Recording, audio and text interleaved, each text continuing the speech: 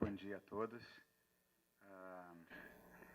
Queria agradecer o convite, primeiramente, da Valéria e da equipe que está organizando esse evento.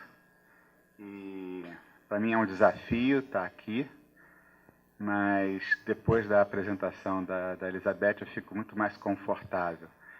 Se a gente puder começar apenas fazendo um jogo, tudo que ela falou serve para o que eu chamo de uma terapêutica antropofágica.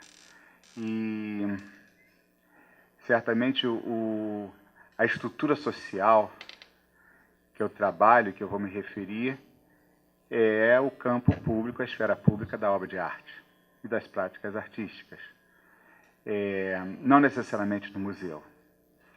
E é impressionante o legado do Foucault, Deleuze, Guattari e outros também para acompanhar as práticas da arte contemporânea. É impressionante.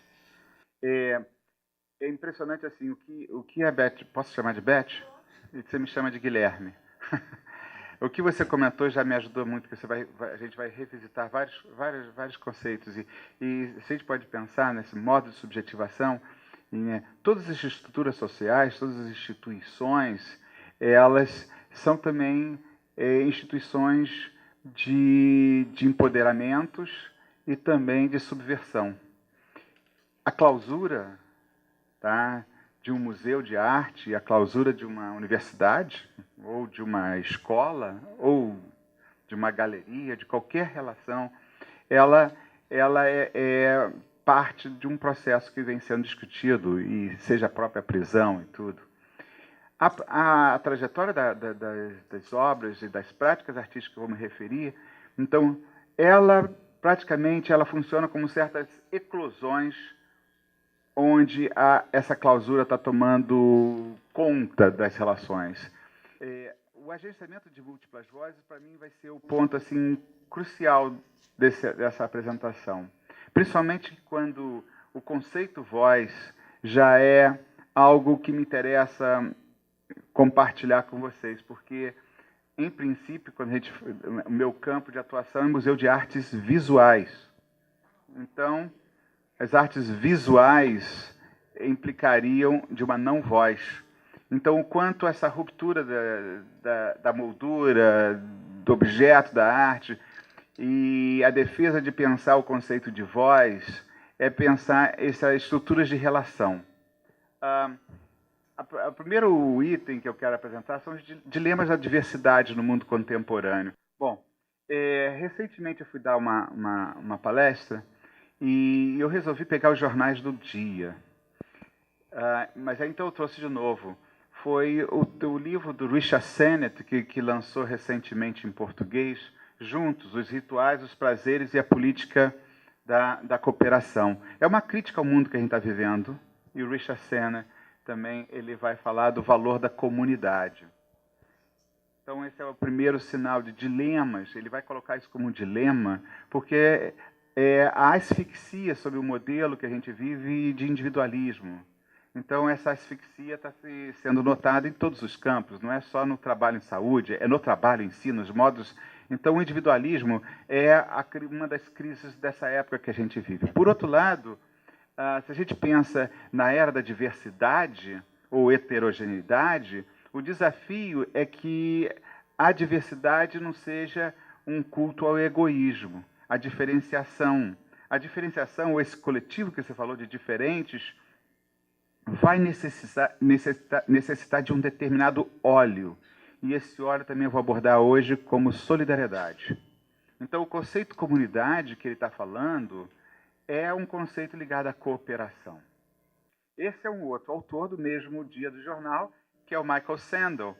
E o Michael Sandel vai estar fazendo uma crítica à sociedade de mercado, e que o mercado está invadindo todas as nossas estruturas de relação de trabalho. Então você tem esse movimento das ocupações, occupying. O que está ali escrito é o we, nós, e esse nós é um coletivo de indivíduos. Então está muito próximo a essa questão. Ela tá transpirando por todos os lados, ao mesmo tempo que a gente está sobrecarregado por uma sociedade de mercado. Então, eu estou falando isso na mesma semana, não sei se vocês estão acompanhando no jornal, a Feira Arte Rio. A Feira Arte Rio, que é um grande sucesso. O ano passado, a Feira Arte Rio superou São Paulo em vendas de arte, vendeu 120 milhões. Esse ano, se vocês tiverem tempo disponível, vão visitar as grandes experimentações, novas esculturas e práticas da arte contemporânea, mas dentro de um declarada feira, mercado. E o que eu vou falar de uma prática da arte contemporânea que se justapõe talvez como antídoto, como uma contradição, um paradoxo, ao mesmo tempo que a arte está evoluindo tanto e que assume os mercados, novos museus com novas arquiteturas, eu vou falar dessa micropolítica. Quando você fala micropolítica, eu vou fazer o nome microgeografia. Tá? Então, eu vou falar dessas geografias que o Milton Santos fala, de acontecimentos de solidariedade. Então, essa procura do outro, essa procura do coletivo, ela está se dando nas práticas artísticas. Mas ela tem uma base política, né, de fazer intervenções nessa sociedade do individualismo. Mas é completamente imersa em contradições. É o lugar do paradoxo mesmo, porque é o lugar também do mercado da arte. Eu vou falar de diálogos e identidades elípticas. E vou explicar um pouco essas terapêuticas antropofágicas. E quebrar dicotomia foi o que você também apresentou. Tá? Então, nós estamos assim... como se pode quebrar dicotomias? Né? É quase que um paradoxo, é uma impossibilidade. É eu e o tu o tempo todo. E o conceito dessa condição elíptica, desse pensar elíptico. As terapêuticas antropofágicas, eu chamo de descolamento da retina, né? Porque dentro do campo das artes visuais, você vai ao museu, você vai ver o quê? Você vai ver uma pintura, você vai ver. Essa passagem de um museu como lugar do silêncio, da não-voz, de um valor que está explicado, estético, que muitas vezes você desconhece, para uma apreciação pelo olhar, esse culto dessa retina está sendo quebrado. Tem uma história por trás disso. Mas é nesse lugar onde havia o culto do objeto visual, é ali mesmo que está tendo uma erupção. Esse lugar passa a ser desejável que seja um lugar de convivência, um lugar de encontro. E daí vem o conceito de voz. Essa terapêutica, né, o desvio para o corpo coletivo multissensorial, e aí essa terapêutica eu trago o Oswald de Andrade. Ele vai falar de vacina antropofágica, isso nos idos anos 20, e que nós brasileiros nascemos com uma certa vacina de hibridismos, e que nós somos híbridos em todos os sentidos, e a nossa dificuldade é assumir isso como potência de mistura. Então, essa vacina antropofágica é criar misturas puras. Criar misturas puras. Eu e o tu. O dentro e o fora. Ok? Essas misturas puras são acontecimentos em que você, de uma forma, absorve o outro e se reconhece no outro e o outro se reconhece em você. Esse regime de trocas. Então, eu diria aí, é uma terapêutica antropofágica. A terapêutica antropofágica, no meu caso, quando eu apresento isso, pensar no museu de arte, é pensar em um lugar onde as categorias, as classificações europeias iluministas são subvertidas. Então, esse é o acontecimento de temporalidade e não de oráculos de uma verdade única. Então, esse é o sentido que eu estou resgatando o Oswald de Andrade dessas vacinas. Vacinas porque nossas instituições todas também são classificáveis. Interessante um dia pensar que o hospital seja completamente costurado dentro e fora com práticas artísticas. Então você tem o Hospital Pedro II, lá, o Museu do Inconsciente gerado, as práticas artísticas, isso é final dos anos 40, meados de 40, Nísio da Silveira. Então, a grande revolução que se dá quando há o acontecimento antropofágico, o acontecimento de quebras de dicotomias. E aí, esse desenho relação de múltiplas vozes. Esse é um desenho, eu estou também recém voltando, estava comentando com um colega professor, de um pós-doutorado lá fora, e Fred Evans, ele recém publicou um livro sobre Corpo de Múltiplas Vozes. Então, ao longo das nossas conversas e entrevistas, ele fala de um pensar elíptico. Aí eu fiquei pensando, pensar elíptico. Mas o que é o pensar elíptico? Em inglês tem uma expressão, a elliptical thinking, quer dizer, um pensar elíptico, é um pensar aberto. Não é um pensar determinístico. Mas, voltando à minha primeira formação, eu fiz engenharia civil, eu estudei geometria. A elipse é um círculo com 2 pontos. É um círculo, é uma figura que se forma por 2 centros. Então, essa ideia de 2 centros é o eu e o tu. E nesse jogo do diálogo elíptico é quando o outro retorna a sua fala de igual para igual e que você se vê transformado. O sujeito da linguagem é um sujeito de relações. É o sujeito comunicação. Então, esse sujeito de linguagem é um sujeito de transformação. Então, quando você falou do seu amigo, que tem muitas pessoas morando na casa dele, o Fred Evans, ele vai conceituar, e tem vários autores conceituando, então, esse sujeito de múltiplas vozes. Né? Nós somos professores, nós aqui hoje estamos citando Deleuze e Guattari, estamos trazendo as vozes do Deleuze e Guattari, ou Foucault. Então, nossa contextualização e deslocamento nos formam, e a nossa capacidade de trazer outras vozes para essa instância é também de se empoderar, mas também de se tornar aberto, elíptico. A ideia que eu passo dessas relações, esse círculo vazio, muitas vezes o círculo pode ser um círculo de totalidade, de completa imersão do sujeito no coletivo, pode ser também um círculo que pode representar uma semiótica, o sujeito sem centro. Esse esvaziado de si mesmo. Então, em termos de semiótica, esse círculo pode ser a total transcendência, mas também a total alienação. Quando surge o círculo com ponto, eu estou fazendo uma referência ao surgimento no humanismo. Esse surgimento do eu artístico, ou do eu sujeito, ou o eu sujeito da linguagem. Então, esse é um primeiro ponto de desenvolvimento. Para chegar ao elíptico, é que esse eu é um eu relacional. Esse eu é o sujeito em transformação. Essa sequência, para mim, é fundamental para identificar as práticas curatoriais nos museus, as práticas terapêuticas para quebrar as narrativas hegemônicas nas instituições também.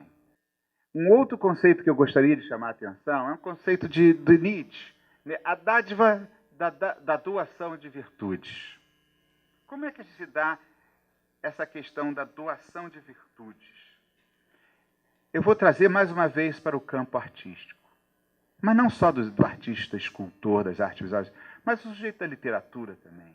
Ele é imerso numa condição humana, ele é imerso numa temporalidade, ele vai ouvindo, vai escutando, vai se tornando grávido da sua época, vai se tornando grávido da sua escuta da sua época, até que ele, o que faz?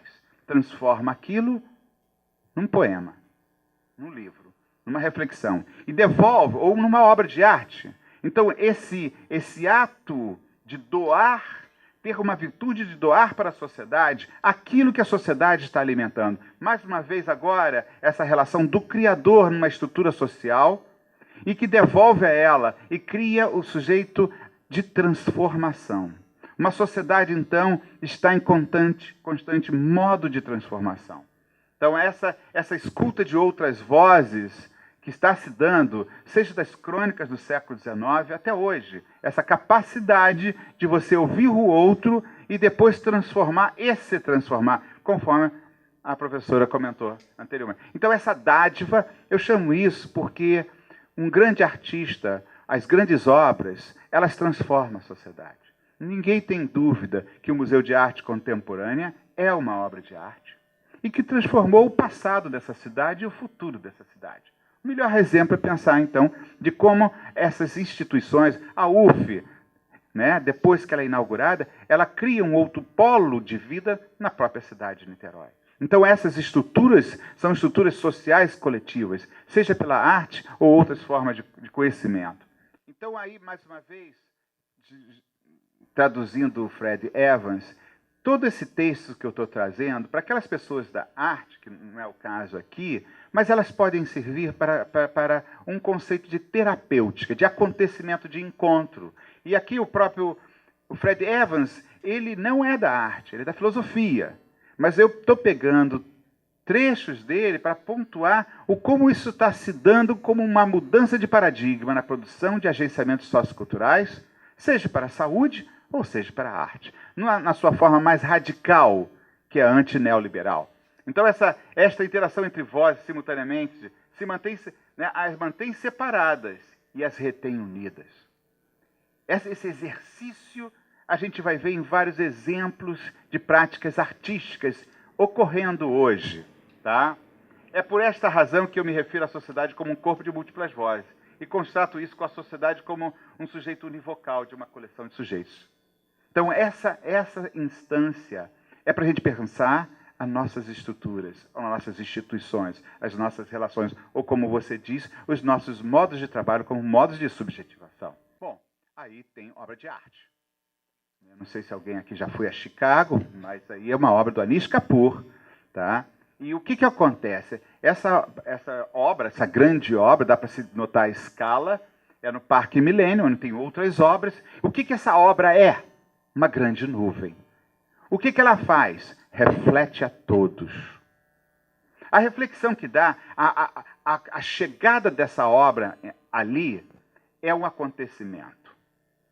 A quantidade de pessoas que vai visitar Chicago vai ver essa obra. E o que ela é? Um grande espelho. O que as pessoas fazem dentro dessa obra? É dentro ou fora, querida Beth? A própria obra de arte já estabelece a dissolução de dicotomia. Ela coloca você diante de uma experiência completamente individual e coletiva. A obra é em si um corpo de múltiplas vozes. Ela carnaliza isso. Todos têm um comportamento igualzinho ao comportamento das pessoas que vêm visitar o MAC. Elas se fotografam. E ao se fotografarem, elas veem os outros se fotografando. E aí existe esse campo relacional. É um acontecimento. A obra é um acontecimento antropofágico. Como assim que ela é um acontecimento antropofágico? Porque ela engole a todos. A obra é um nada e um tudo. É um vazio e um coletivo. 12 anos que eu trabalhei no MAC, eu não posso deixar essa figurinha, esse disco voador também tem espelho. As pessoas fazem a mesma posição. É impressionante, as pessoas fazem isso em frente ao MAC. Eu não sei porquê, todo mundo faz isso. Né? Então vai lá, você pode ver, deve ter na internet, um Google, coleção de pessoas que fizeram isso no MAC no mundo inteiro. É um comportamento. Mas o que é isso? Esse comportamento é uma resposta física, intuitiva, seja o que for. Não é verbal, mas é uma interação de temporalidade de presença. Mas esta obra de arte, diferentemente da obra do Anish Kapoor, é um museu. Então ela é uma estrutura social que tem o dentro. E o seu dentro é um museu que a obra de arte e a teimosia criativa do Oscar Niemeyer desafia até os preconceitos e conceitos a priori do que é um museu. E daí, então, dos meus anos que eu trabalhava, era como a forma, diferentemente do que você apresentou, como a forma artística, a forma poética, é um acontecimento autopoético para a própria função museu. Deu para comprar isso que eu falei? Então, mas se ele é autopoético, ele é um oferecimento de um futuro que antecipado novos modos de se pensar o lugar da arte e o lugar da memória. A forma é antropofágica em relação à função clássica, tradicional dos museus que vêm da Europa, Concordam? É um museu que é todo espelhado, varanda dentro por fora. Então ele é um museu em que o dentro e o fora se torna geografia. Então, a diferença do Anis Kapoor para essa obra, mas ao mesmo tempo elas pertencem a uma mudança de paradigma que faz uma enunciação. É o que o Deleuze fala, ela é uma causalidade que se reverte pelo acontecimento. Então, reverteu-se a causalidade do que seria o museu e se reinventa. Bom, a gente não combinou essa palestra, mas aí estão obras de arte que são caminhos na linha do tempo do século XX que estão apontando para certas transformações. Essa obra, né, a primeira da esquerda, Max Biot, Unidade Tripartida. Eu estou chamando hoje, vou falar um pouco de ética tripartida. Tripartido, né, passado, presente e futuro. Tá? Essa relação da unidade de Möbius, da banda de Möbius, essa exposição veio para São Paulo em 1949-50. A primeira Bienal, aquela obra da esquerda, foi apresentada e foi premiada. Chega-se uma obra de arte como antecipação de futuro. O que foi dito antes, tá, casa completamente. O quanto a materialização, a obra de arte, então, seriam materializações de um certo inconsciente, mas um consciente não de Freud, mas um consciente que é aquilo que ainda não está consciente. Aquilo ainda que não se esgota por uma enunciação. É isso que é fantástico para a obra de arte. Como isso vai transformar o próprio lugar do museu.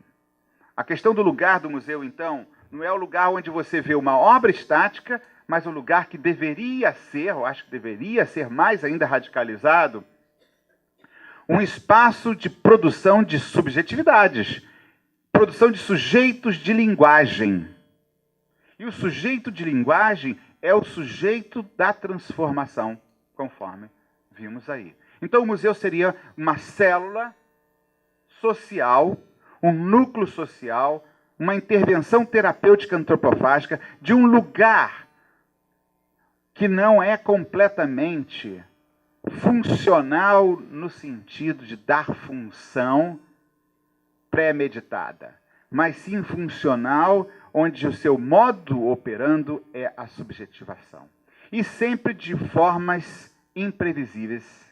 Daí o conceito associado a causas e reversibilidade de causas. Porque a obra de arte, então, vai ser um acontecimento que transforma, muitas vezes, o próprio passado. Então, aí seria as práticas artísticas gerando um trabalho completo de doações. O conceito que está sendo trabalhado aí é um conceito que o Deleuze explora e outros artistas vão explorar, assemblagem. O que o garoto está fazendo, ele vai deixar essa assemblagem para um outro visitante. Então aí, esse espaço está cheio de coisas, um relicário de coisas, onde cada visitante faz a sua assemblagem e deixa aquilo como uma forma, um poema psíquico visual, para o outro desfazer e continuar fazendo. Esse conceito está ligado também a Gadamer. Gadamer ele vai falar que uma obra de arte é jogo, festa e simbólico. Jogo é esse jogo de fluências de múltiplas vozes. Eu chego, encontro um século antes de mim, encontro os textos antes de mim, os pesquisadores e a história da arte, ou histórias da literatura, ou da medicina antes de mim, e como que eu quebro isso? Como eu decomponho em novos modos de produção subjetiva. Daí é o conceito de autonomia, de autoria, ou de potência e liberdade. Aí, também diria que é um lugar de afeto, segundo Spinoza, um lugar de alegria como potência de agir. Então, a obra de arte e o museu não é mais um lugar, ali está a assemblagem histórica do Duchamp. Não é um culto à obra do Duchamp como um oráculo, mas sim ao procedimento que está ali de ruptura e novas formas de pensar. Então, aí, vocês estão vendo na mesma mesa diferentes assemblagens, cada visitante vai deixar isso, você encontra um lugar um lugar de processos ou um território existencial. Eu poderia repetir os conceitos, que são exatamente isso. É um território aberto de processos. Mais uma vez, tirando do Nietzsche, eu falo essa ideia de uma doação. Essa é uma das exposições que eu fiz a curadoria com o projeto pedagógico, onde a gente estudou várias obras do acervo, onde o conceito infinito estava presente de formas diferentes. E aqui ao canto você tem aquela obra lá do Cildo Meireles, que é baseada numa formulação matemática, que é bifurcação contínua. Dá para ver? Lá na... Então a gente ofereceu para o visitante as tiras pretas para as pessoas darem continuidade a esse processo. Essa obra é uma obra-processo conceituada pelo próprio Cildo Meireles. É uma obra que ela não tem fórmula. Ela é processo. O museu parecia que ele ficava como se fosse uma era invadindo todo, era um processo ali, e aí as museólogas vinham e cortavam aquilo e tiravam. O conceito infinito é esse conceito de indeterminação. Então você chega ao museu, não tem uma escultura de forma fixa. Esse é terapêutico porque ele é simbólico, porque ele leva a gente a uma experiência da nossa própria condição humana. Nós chegamos aqui nesse planeta, somos professores hoje, tiveram professores antes, lemos livros e assim novas gerações de estudantes chegam, encontram, fazem suas dissertações e vão assim, desconstruindo e refazendo essa trama de pertencimentos. Ética tripartida. Convergência entre criatividade e heterogeneidade. Então, estamos mais uma vez casados, Beth. Então, vamos seguir a esse exemplo aí, por favor. Porque, na verdade, se a gente fala em arte, na nossa sociedade, há uma estratificação perversa que é, digamos assim, a corrosão do que foi criado no humanismo. O que foi criado no humanismo? O sujeito artista como um sujeito genial, o gênio. Maravilhoso. Mas o que foi corrompido aí? Porque o resto da sociedade é espectador. Essa divisão entre o gênio e o resto, nós temos que quebrar, concorda? Então, essa ideia, e hoje se atrela, mais uma vez, pela Semana da Feira de Arte, ao mercado de arte, onde você vai comprar um objeto criativo de um artista famoso, e muitas vezes você está comprando algo que é um fetiche, que você nem sabe qual é o valor. E você se torna um espectador alienado. Então, essa terapêutica da heterogeneidade, ela significa também que pela heterogeneidade que você cria a multiplicação de vozes, sujeitos autônomos criadores. Mas só isso eu estaria colaborando para um modelo neoliberal. Todos somos criadores, todos são modelos de sucesso, vamos lutar por carreiras individualistas. Então, o conceito que eu chamo a atenção, e aí isso aí, mais uma vez, é essa discussão com o Fred Evans, que eu estou chamando de ética tripartida. Precisamos trabalhar solidariedade. É na solidariedade que você vai ter amálgama de uma relação criativa de coletivos. É esse estar pertencente e agenciando. Bom, o que seria esse caso, mais uma vez, como a Valéria falou, se a gente está comentando, Valéria, eu estou trazendo costuras com Deleuze, mas certamente todo o meu trabalho, eu não sou deleuziano, mas o que é o processo da desterritorialização e o que é esse processo da reterritorialização, como eles se encontram simultaneamente presentes nos problemas que eu estou apresentando. O que isso tem a ver com o MAC, o Museu de Arte Contemporânea de Niterói? Como um exemplo. O Museu de Arte Contemporânea de Niterói foi inaugurado com um acervo do João Satamini. Eu não sei quantos aqui estiveram presentes na inauguração ou visitaram os primeiros anos do MAC. Visitou? Visitou? Você é de Niterói? Quantos são de Niterói aqui? Só para uma enquete. Niterói, né? Então, provavelmente, vocês devem lembrar, e eu estava lá dentro, eu estava dentro, tá? Não estava fora. Mas como eu era de Niterói, eu também estava fora. Bom, muitos daqui vão se lembrar que ali era um lugar de namoro e corrida de submarino. Primeira memória. Tá? A geração mais jovem nem sorriu, nem entendeu. Tá? Mas os mais velhos que estão aqui sabem que aquilo ali era um mirante que tinha cachorro-quente, tarará. parte da minha geração, quando me encontrava lá no MAC, reclamava que preferia com cachorro quente. Outra parte, tá, chegava aquela forma daquela arquitetura maravilhosa, a desterritorialização, porque ela parte de uma estética do sublime, algo completamente diferente, que faz um corte com todos os valores existentes. Esse é o conceito de Deleuze, desterritorialização. É um corte que é uma intervenção, que é, digamos assim, aquilo que cria a antecipação do futuro. Ela abre processos e dá, digamos assim, um sentido de perda, tá, do passado, do que era.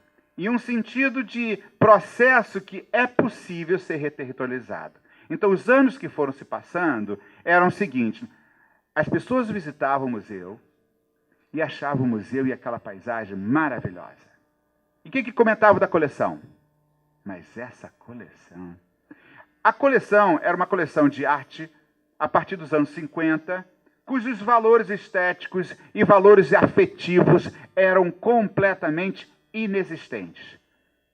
Era um colecionador bastante articulado com uma produção artística da criatividade, das vanguardas brasileiras, objetos históricos das vanguardas, magnífica terceira principal coleção de arte, alienada da grande sociedade de classe média de Niterói.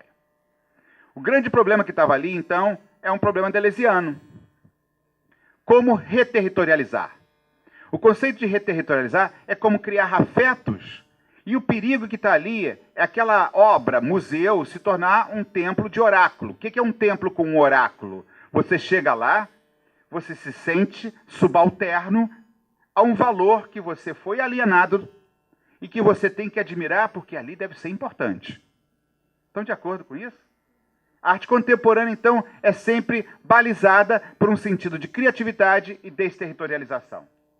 A terapêutica antropofágica que eu falo é de criar laços de desalienação ou de reteriorizar como processos, modos de subjetivação, criar vínculos como potência de agir.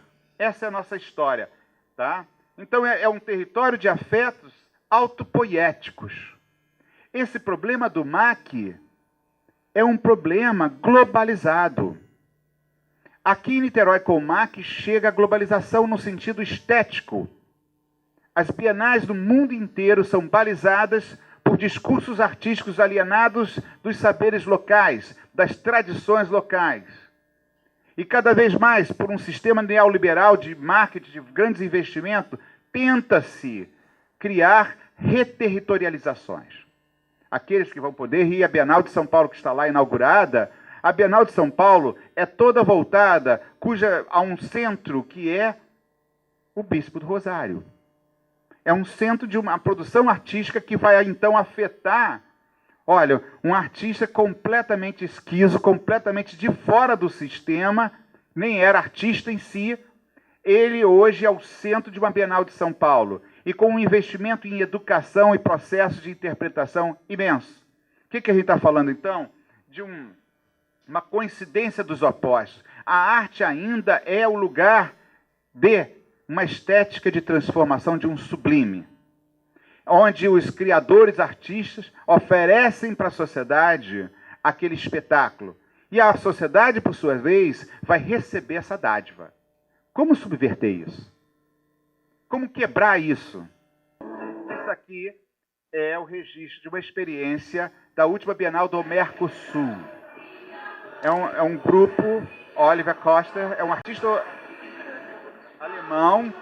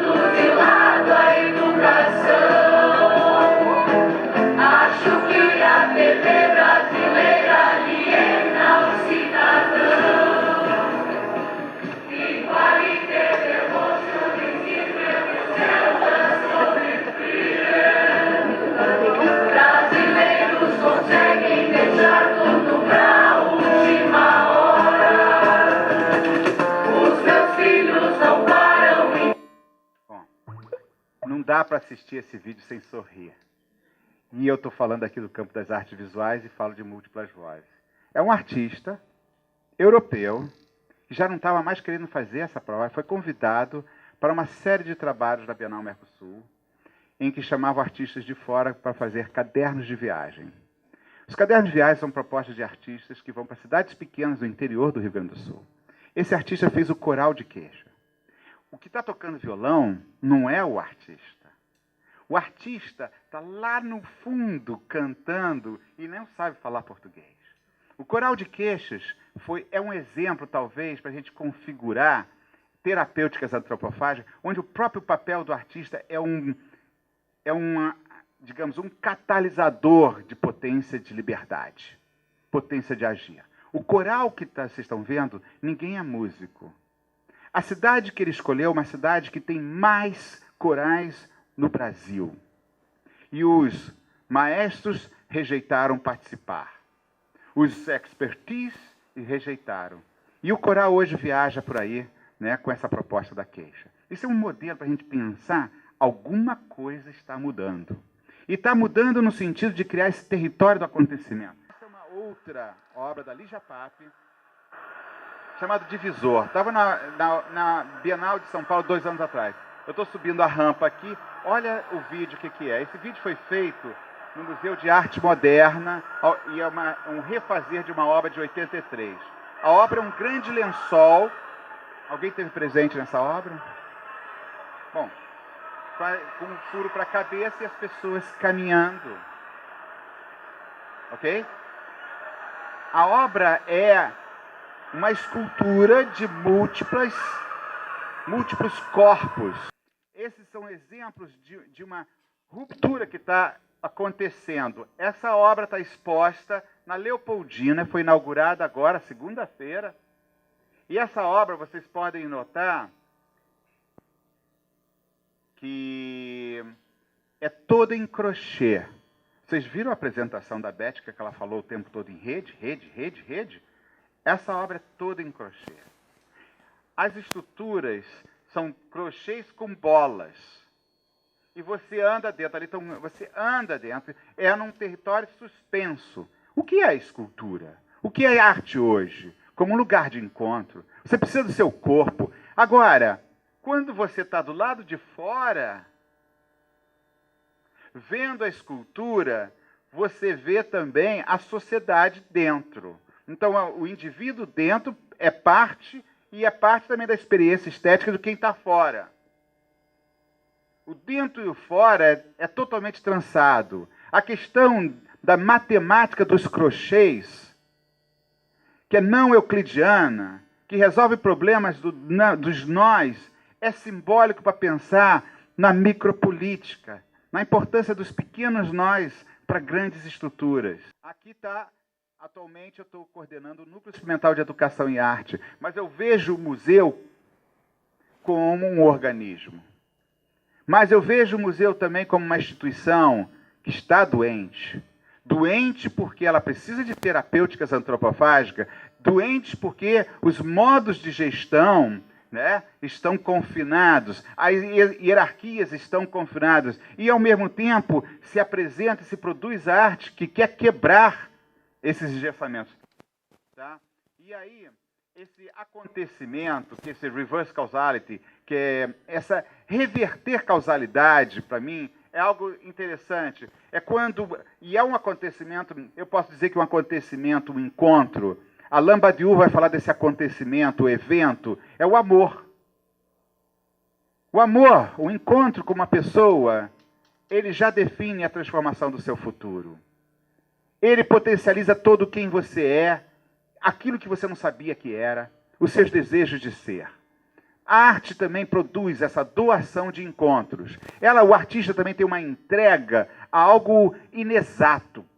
O inexato que determina, ninguém poderia prever o que seria o MAC nessa cidade de Niterói. Ninguém, nem o próprio prefeito, nem o próprio colecionador. A potência desse museu é uma potência que concretiza esse lugar inexato. E até hoje é inexato. O que é aqui? Porque eu estou falando muito de um problema ético, a ética dos diálogos. Porque qual é o problema? Eu posso dizer da minha área, um problema da ética dos diálogos então quem é o autor da obra? O que é a obra? O que eu estou comprando para botar no museu? O que eu vou ver no museu? A ética do diálogo também são os modos de gestão entre curadoria, pedagogia e recepção. Então essa ética dos diálogos é ainda incomodante.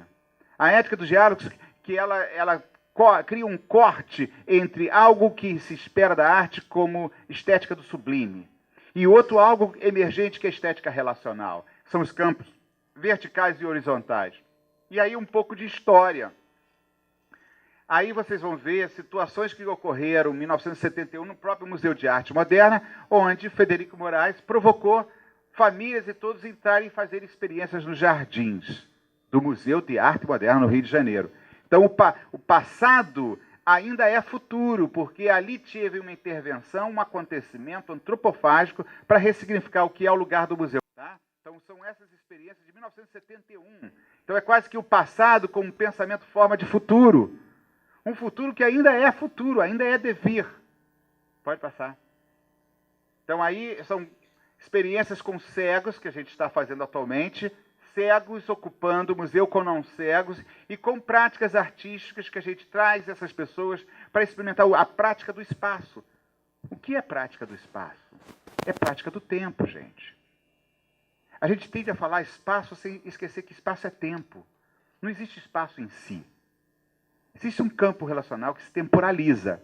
E aí a questão da temporalidade é fundamental. É na temporalidade que se subverte a origem do museu, porque os museus foram fundados como uma instituição de um tempo absoluto, preservar as coisas para o futuro, como um tempo que é sem temporalidade. Aí é uma outra obra da Tatiana Greenberg, que é uma massa, uma geleca, uma massa branca, que ela chama de musa. Simbolicamente, aquela massa marca a sua mão por um certo tempo e depois desaparece. Então tem uma estética do desaparecimento e da marca. Nós estamos trabalhando com também um conceito de escola pública de arte, escola de arte pública. O que é isso? Nós também temos que formar novos artistas, novos profissionais, para experiências de um aprendizado com a realidade, em vez de ser um aprendizado dentro da escola de belas artes, com um cavalete bonitinho. Ao mesmo tempo, criar equipes, e desejo que a gente possa sair daqui com alguma proposta de formar, criar equipes transdisciplinares. Então, voltando então ao caso do MAC em Niterói, isso aqui foi uma experiência que a gente fez com o programa Médicos de Família, e a gente fez um trabalho em comunidades, e o que a gente chamava de relicários, e aí a comunidade traz seus retratos e coisas sagradas e suas memórias para dentro do museu, e a gente tem uma ocupação, um acontecimento de solidariedade. Então essa aí foi feito já fazem alguns anos, e essa parceria com o programa Médico Família, ao longo dos meus anos do MAC, ela se culminou com a inauguração do módulo que está lá em cima do morro. Pode passar? Então, aí são exemplos de possibilidade de pensar coletivo. E todos com um objetivo comum. Modos de produção de subjetivação, mas também, enquanto universidade, modos de produção de novos universitários. E aí, Elizabeth ou Beth, é tudo para repensar o modo de gestão mesmo. A palavra-chave é como quebrar isso. Então, nossos trabalhos envolveram professores de geografia, linguística, artes. Tivemos também o Paulo Carrano, da educação e pedagogia. Tivemos Luiz Ubner, trabalhando aqui com a saúde na comunidade. E Marli. E os estágios de produção de subjetivação é a conscientização, pertencimento e o agenciamento. E nós fomos percorrendo todos esses processos. Então, aí são experiências do mapa da própria favela. Pode passar. E aí, um jovem fez um mapa colorido. E as cores são cores de risco. As cores são cores de riscos associados com as festas. Então, onde tem forró, é mais tranquilo. Onde tem funk, é barra pesada. Então, ele fez esse código, mas o que ele está fazendo? Ele está criando potência de reinterpretar a sua própria condição. Aí são os caminhos da favela, os becos. A professora Marli percorria com eles os becos. E a coisa que é fascinante, vocês nascem e morrem. São condenados a morar nas cidades com as ruas já todas nominadas, não é isso? Agora você imagina você nascer numa favela onde o território vai se ocupando e vai se dominando. Essa experiência de nominar os becos, aí é o beco do Tarzan, aí é o beco daqui. Isso é um dado gramatical, cognitivo e geográfico. Então nós exploramos essa condição de nominar os becos com eles. Então esse mapa se tornou emblemático. Também acompanhamos os cotidianos deles. O estudante de medicina, como eu estou falando para uma turma de medicina, eu acho importante. Nós oferecemos o Morro do Palácio para duplas, os estudantes de cada professor, ele fosse identificar qual trabalho que eles querem trabalhar na comunidade com os jovens. O estudante de medicina, esse Leandro, escolheu o campo de futebol como o lugar de pesquisa dele. Por quê? Ali era ritual, ali era saúde, ali era festa, ali era esporte, ali era um lugar sagrado, porque ali nada era ocupado. A favela é toda usada por puxadinhos e ocupações. O campo de futebol é sagrado. Então, também tinha filho de pastor no nosso grupo. Conseguimos ter acesso a esse regime tão sagrado das igrejas de garagem. E também lugar de trabalho. Esse aí já é o professor Paulo Carrano também, que fez esse trabalho de investigação. Como é que você nomina os espaços de convivência? Pode passar? Então, aí, o corpo, o trabalho com Luiz Huber foi feito o corpo, os grupos desenharam um corpo e criaram uma história coletiva desse corpo. Fascinante, né? Certamente, a mocinha tem uma narrativa clichê da projeção das meninas e o garotão é bonitão, playboyzão, que é a projeção dos meninos. Mas se criou um fórum perante esse corpo. E aí é um outro dado com o qual nós trabalhamos. São práticas artísticas, aqui são as cápsulas do tempo do Andy Warhol, e a gente fez todo um trabalho, um inventário de coisas dos próprios jovens. Então, o artista fazendo dádivas também. Esse lugar do Maquinho, que a gente chama de modo de ação comunitário, foi pensado para ser, e aí eu posso dizer isso oficialmente, esse lugar foi pensado para uma rede de modos de ação comunitária na cidade de Niterói. Aonde tivesse um módulo de saúde, tivesse um modo de ação comunitária com artistas, educadores e outros profissionais trabalhando juntos. Então, só inauguramos um módulo, esse aí. E aí, mais uma vez, o artista Almir Mavier, com aquele pôster com aquela estrela, é artista Almir Mavier, provavelmente, eu não sei se alguém conhece, é um artista muito importante na nossa história, está morando na Alemanha. Ele foi o artista que trabalhou no ateliê do Museu do Inconsciente, da Anísio da Silveira, de 1947 a 1951. Ele mora, está com 87 anos na Alemanha. E eu convidei para fazer uma exposição no MAC e falei do projeto Maquinho. Ele deu esse pôster, ele concebeu esse pôster como uma estrela no morro. O conceito de cartazes aditivos é o conceito que ele trabalha de pôsteres aditivos. E esses pôsteres ainda existem e a gente ainda espera algum dia fazer uma exposição desses pôsteres para arrecadar recursos.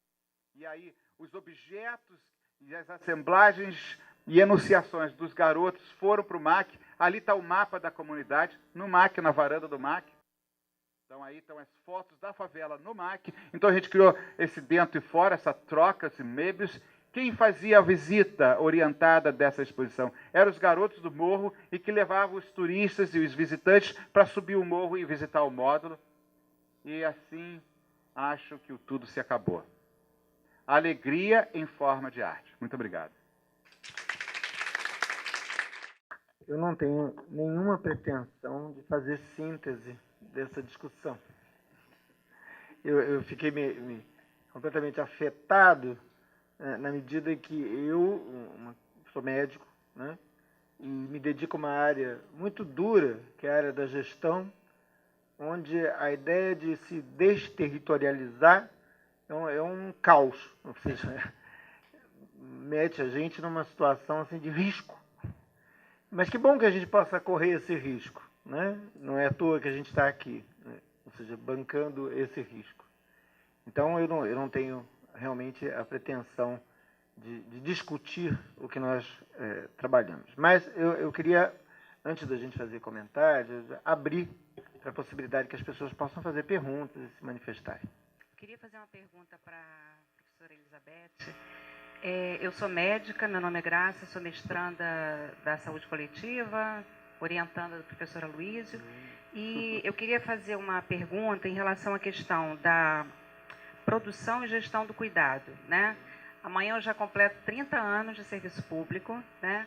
E a minha experiência em relação à produção e gestão do cuidado, acho que como outros também, é bastante complexa, porque a minha pergunta seria no seguinte sentido: como a gente poder pensar, né, e ter uma relação de produção e gestão do cuidado, né, num sistema público que a base de avaliação é puramente quantitativa.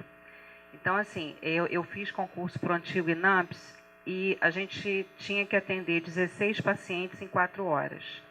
O que nós conseguimos foi assim, buscar o Conselho Regional de Medicina e passar de 16 para 12, porque existe uma resolução do Conselho de Medicina em que deve-se atender no máximo 12 em 4 horas. Então, atualmente, como são 12 em 4 horas, a base é de 60 por semana, que pode ser dividida em 12 em 5 dias, ou pode ser dividida em 20, né, em 3 dias.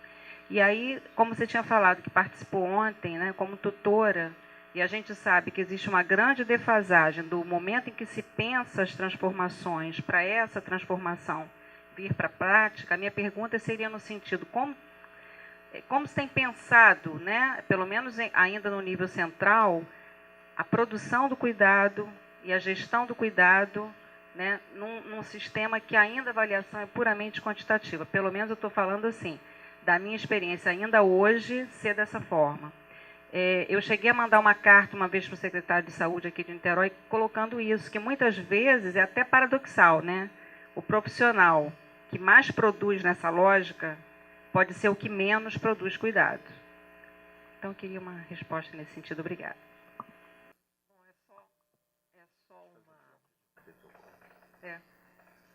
Na verdade, não é uma pergunta, mas só uma provocação para a gente continuar discutindo, que eu acho que tem umas questões importantes.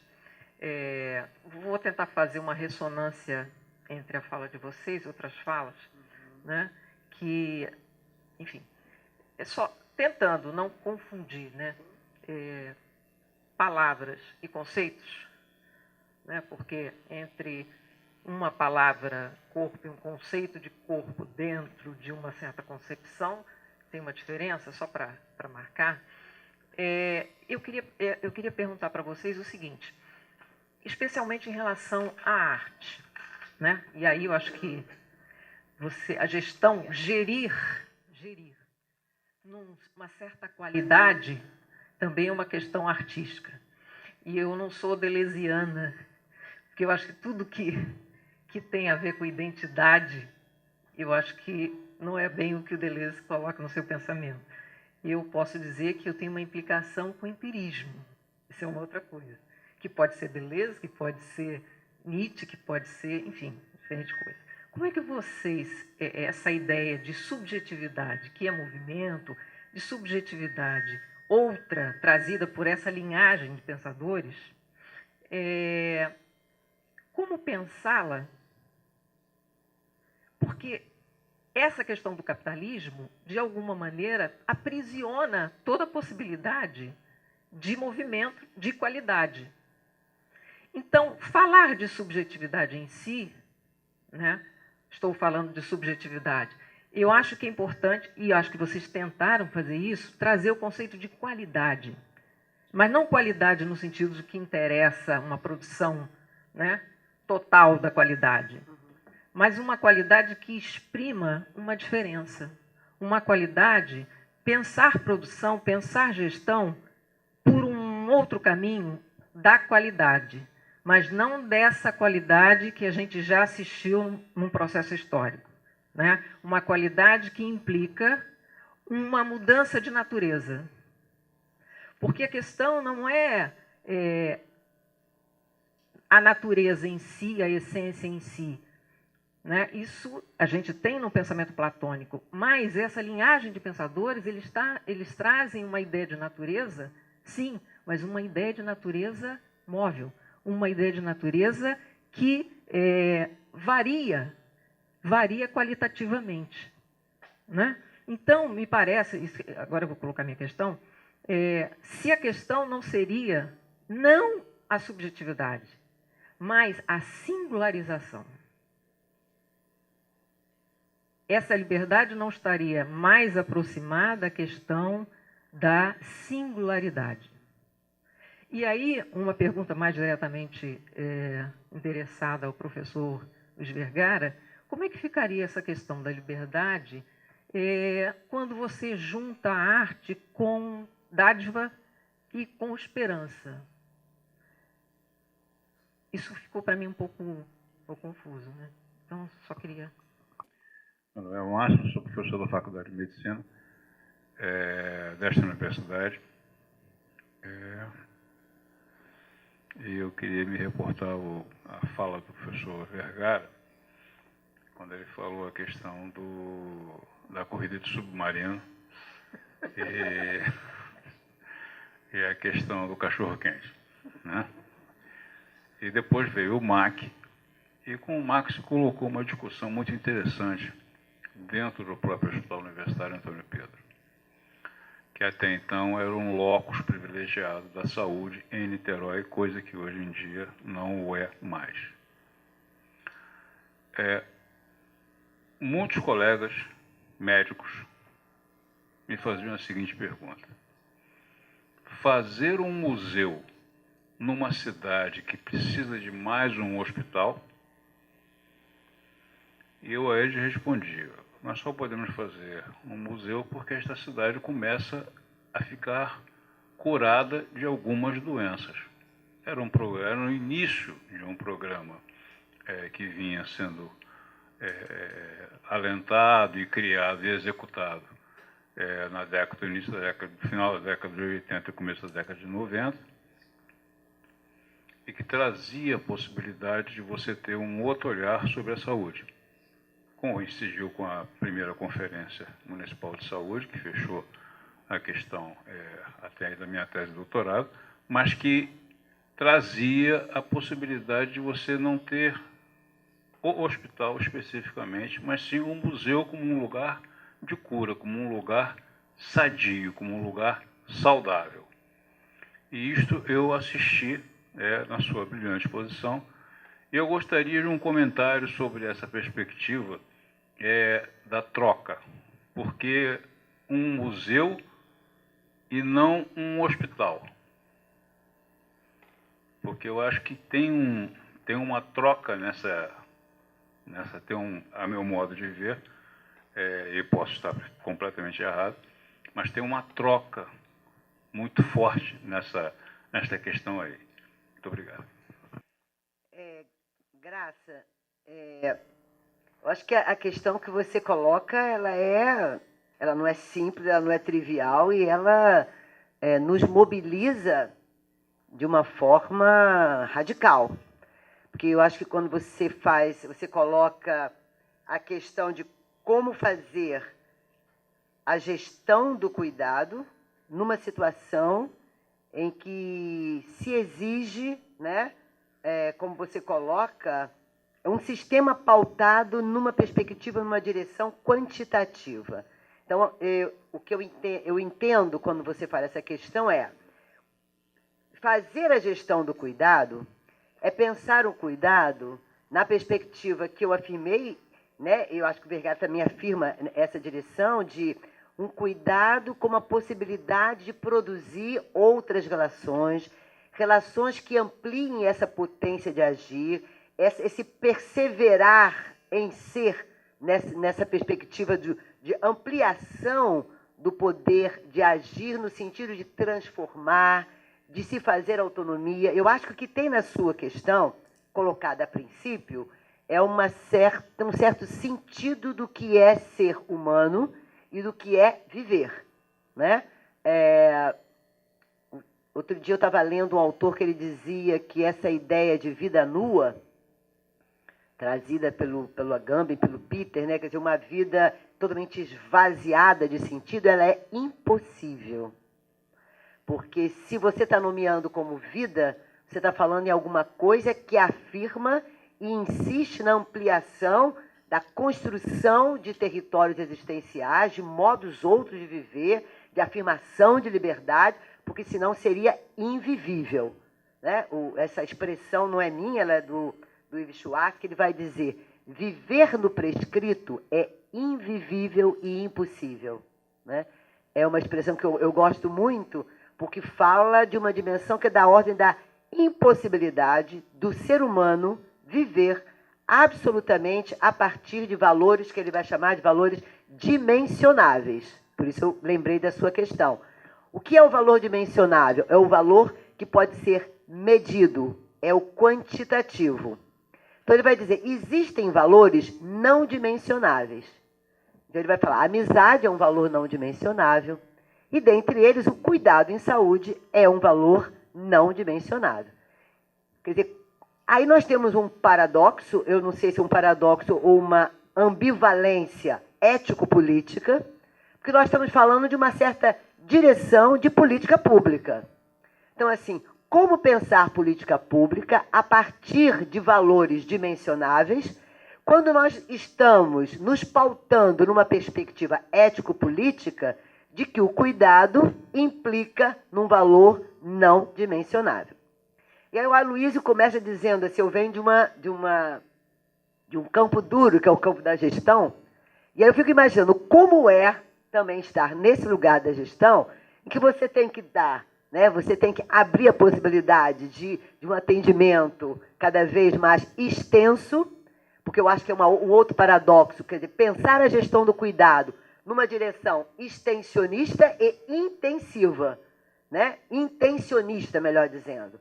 O que a gente precisa privilegiar? Atender muita gente, ou atender um número menor de pessoas, mas com outro tipo de qualidade na direção que Valéria aponta. Não é uma qualidade total, mas uma qualidade no sentido de afirmar valores não dimensionáveis. Quer dizer, o cuidado em ouvir o outro, né, o cuidado em acolher o outro na sua diferença, na sua demanda. E isso não se faz rapidamente. Né? Isso demanda um tempo, que eu acho que não é um tempo cronológico, mas é um tempo das afecções. Então, como é se abrir para ouvir o que o outro traz? O meu filho é médico, ele é cirurgião, e ele começa a experiência dele no Orense, inclusive, por isso que eu te perguntei e falei do Orense, e eu, na época, eu hoje não estou mais, mas na época em que ele estava fazendo o internato, eu estava como consultora da Política Nacional de Humanização. E eu, assim que ele se formou, eu dei o livro do Canguiem para ele, o Normal e o Patológico, e dei todas as cartilhas da humanização falando da coisa do cuidado, de como pensar, né, esse acolhimento ao outro, etc. Né? E aí eu perguntava para ele, você consegue saber qual é a cor dos olhos das pessoas que você atende? Você sabe qual é o cheiro delas e tal? Ele dizia, mamãe, muito bonito isso, mas vai lá pegar a pauleira que é, né? E ele trabalhava em alguns lugares complicados, inclusive lá também no Rio de Janeiro, e lugares onde tinha guerra de tráfico, que chegava gente baleada, menino. E ele dizia assim, não dá tempo de fazer isso, né? Porque tem ali uma demanda que se coloca de uma forma muito intensa. E ele me relata uma coisa que eu achei muito interessante, que uma vez ele estava na emergência, e aí volta uma pessoa, e quando ele viu, a pessoa estava com uma roupinha como se já tivesse sido internado, né, para ser operado. Aí ele pergunta, o que você está fazendo aqui de volta? Você já está aí todo pronto para um outro setor, né, para a cirurgia? Não, doutor, é porque o senhor tinha me atendido já tem uns dias, me mandou lá para cima, mas eu estou lá até hoje, ninguém me vê. Eu resolvi descer para ver se... Aí ele disse assim, mas o senhor mesmo, pode olhar lá, olha lá a sua letra. Ele foi lá, olhou e falou, realmente, ele tinha feito, né, o atendimento a esse sujeito, nem lembrava mais que tinha feito isso. Ele dizia, mamãe, eu me lembrei muito de você, mas essa velocidade, né, e essa afirmação de um cuidado que está pautado em valor dimensionável tem trazido problemas sérios para essa gestão do cuidado. E aí eu acho, eu não sei como te responder, sabe? Eu não sei te dizer, vamos fazer isso ou aquilo. Agora, eu faço uma aposta. Ou eu aposto na possibilidade de constituição efetiva de política pública no campo da saúde, e quando eu falo de política pública, eu não estou falando de política de governo, nem de política de Estado, Eu estou falando de uma política que se afirma exatamente porque inclui tudo e todos e qualquer um. Então, assim, como fazer política pública afirmando um espaço onde essas diferentes vozes possam ser colocadas na construção dessa política. Porque eu acho que a gente ainda está, pode ser um sonho ou uma utopia, mas eu acho que a gente ainda está pautado por esse tipo de lógica dimensionável da gestão do cuidado, porque a gente não tem tido efetivamente possibilidade de alterar processo de trabalho em saúde. Quando eu digo alterar processo de trabalho em saúde, é alterar no sentido de como fazer uma gestão que eu não fique tão atrelada a essa coisa da dureza da gestão. Como fazer política pública como política do comum, como acessar esse plano comum. E eu acho que nós estamos muito longe e muito perto disso. Eu acho que em alguns momentos a gente consegue fazer isso, em outros a gente não consegue, mas aí, Graça, eu acho que é forjando isso que eu estou chamando de micropolítica do trabalho em saúde. Como é que a gente vai, no cotidiano, no miudinho, criando rodas, lateralizando, convocando o outro à conversa? Porque eu acho que o maior desafio, às vezes, não é o gestor, é o teu colega do lado, que diz assim, quanto que eu ganho a mais para fazer esse tipo de coisa que você está colocando aí? O que eu ganho com isso? Eu vou abrir a boca para falar? Eu não, porque eu vou ser perseguido se eu abro a minha boca. Então, assim, não é uma tarefa fácil. Mas eu acho também que a gente não pode partir, por isso eu falo dos modos de produção subjetiva e falo dessa dimensão micropolítica, porque eu acho, aí eu já vou engrenar na questão de Valéria, quando ela diz assim, eu acho que a questão não é o modo de subjetividade, mas são os modos de singularização, e ela vai dizer, num capitalismo que não faculta e não viabiliza isso. Aí, juntando aí um pouco Valéria e Graça, eu acho que pensar um capitalismo como alguma coisa já dada, eu acho que não nos ajuda. Eu acho que nós temos que pensar também o capitalismo como instituição, como um modo que necessariamente não está dado desde sempre, e eu acho que a exposição do Vergara mostra muito bem isso, como nós estamos sempre com possibilidade de construir fendas. Porque hoje a gente faz a aposta na possibilidade de que esse capitalismo ele também viabiliza a produção de linhas que fogem a esse padrão hegemônico de funcionamento, ou então é melhor a gente ir para casa, deitar e esperar a morte chegar. Porque assim, a gente tem que fazer apostas, assim, não é procurar os buracos. Eu acho que o buraco não está dado. A gente tem que construir o buraco. Então, vamos procurar onde é que tem uma fala muito comum, é procurar... Como é que Não, mas tem uma fala muito mais corriqueira. Vamos encontrar buraco, não, mas encontrar brecha. Né? É muito essa expressão. Vamos encontrar brecha. Eu acho que a gente não encontra brecha, a gente faz. A gente cava a brecha, a gente pega o machado e faz ali o buraco de qualquer maneira. Como fazer isso, Graça? Eu acho que é nesse miudinho do trabalho, encontrando essas linhas que escapam. De repente você encontra um caminho desse e pautando esse debate, que eu acho que a gente não pode deixar de dar visibilidade a isso e pautar. E eu acho que o que Graça traz, Valéria, é um modo de produzir esse furo nessa lógica hegemônica e sobrecodificadora do capitalismo. Mas eu acho que não dá para achar que o capitalismo é um bloco monolítico que está dado, né, e que a gente não tem como trabalhar com isso. E aí eu diria, afirmo que esse investimento no modo de produção subjetiva, do qual eu estou partindo, na realidade só se faz por singularização. Porque se você pensa formas de subjetividade prontas e acabadas, e aí você não está pensando nos modos de produção de singularização. Para pensar em modos de subjetivação que são processuais, só apostando na singularização. E apostar na singularização é apostar nisso que foge, no que escapa na realidade. E aí eu concordo com você, Graça, que pensar a gestão do cuidado numa perspectiva dimensionável do cuidado realmente é inviável.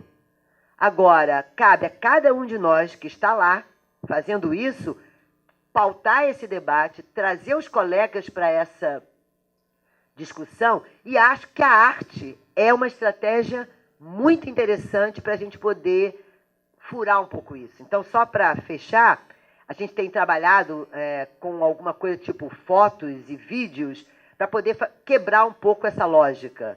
A gente tem feito produção de imagens de situações de trabalho, de alguma forma divulgando essa, quer dizer, fazendo um pouco isso, né, que é coisa da terapia antropofágica. Como é que você devolve para os trabalhadores imagens das suas situações de trabalho e, nesse dialogismo com essas imagens, produzir exatamente algum tipo de reversão nisso.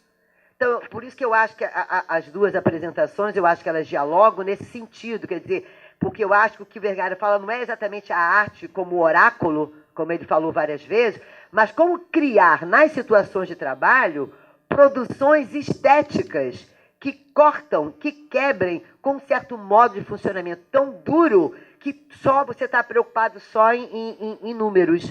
Então, como que a gente cria situações estéticas que pode ser, eu acho que, fazer interferências nos ambientes de trabalho, fazer instalações nos ambientes de trabalho, como uma aluna nossa fez, ela tirou fotos de uma sala de vacinação onde estava guardadas as vacinas, onde tudo estava mofado. Ela pega essa imagem e coloca na entrada da unidade de saúde.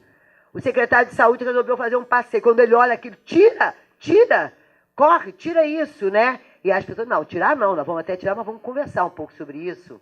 E aí aquela imagem da sala de vacina vira uma estratégia para poder fazer a discussão de outras coisas. Então, assim, juntando aí as duas falas aqui, como é que a gente cria situações artísticas de interferência na paisagem habitual dos serviços de saúde para produzir alguma coisa que seja não dimensionável e aí poder produzir uma outra prática, uma gestão do cuidado que não seja essa. Não acho que é fácil. Nós não vamos fazer isso de um dia para o outro, mas a gente também não pode desistir de processos que se singularizem e, portanto, consigam criar outras pistas, né? Empirismo. Realmente, o empirismo tem uma conotação negativa. Então, e é de um problema europeu, da razão científica europeia. Tá? Eu acho que, bom, não sei, depois eu gostaria até de ouvir, por exemplo, de onde veio o seu empirismo. Porém a singularização eu acho fundamental. O caso do MAC, né, que me permite talvez falar de dentro e de fora, tá? Porque exatamente, talvez aí tenha uma questão do empirismo, né? Porque você fica afogado mas realmente eu acho que quando eu vejo a situação da singularidade, eu não sei se é isso que está. A singularidade é você se entregar ao que tem daquela geografia, por isso que eu puxei a geografia para a arte, porque a gente estuda a história da arte, mas não estuda a geografia da arte. O que tem de geografia? Geografia, e aí eu puxei o Milton Santos também, que ele fala do acontecimento de solidariedade, o quanto eu aprendi com o caso do MAC, que até se tornou minha tese de doutorado também. Mas eu cheguei também de fora de Nova York, trabalhando em periferias de Nova York. Então, eu trabalhei com o outro lado de Nova York. Então, a gente fala quebrar dicotomias, mas, ao mesmo tempo, entender que existem dicotomias. Tá? Existe um metropólio. Trabalhei 5 anos naquela grande catedral e tinha pessoas brilhantes que eram formiguinhas que trabalhavam lá e tinham um trabalho, na época, que era em educação, gente. Então, trabalhando em educação. Eu saí do Rio para Nova York como artista e, quando eu volto, eu assumo, né, artista e educação.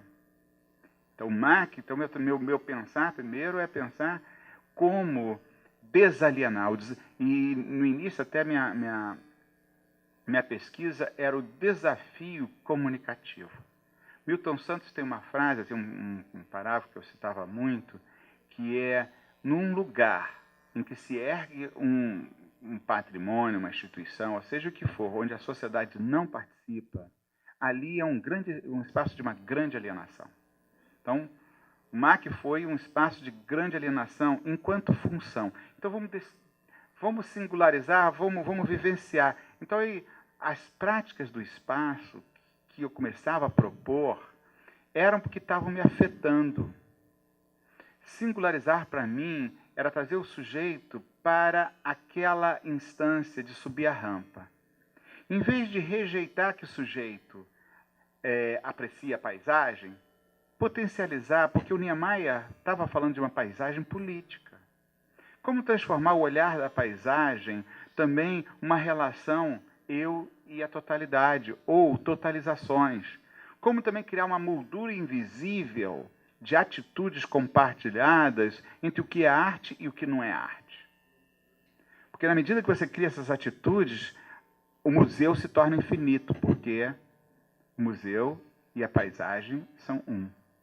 Então, essas singularizações também criavam um conflito com a ideologia do museu europeia, cubo branco, isolamento, algo que é feito para o futuro, não para a temporalidade.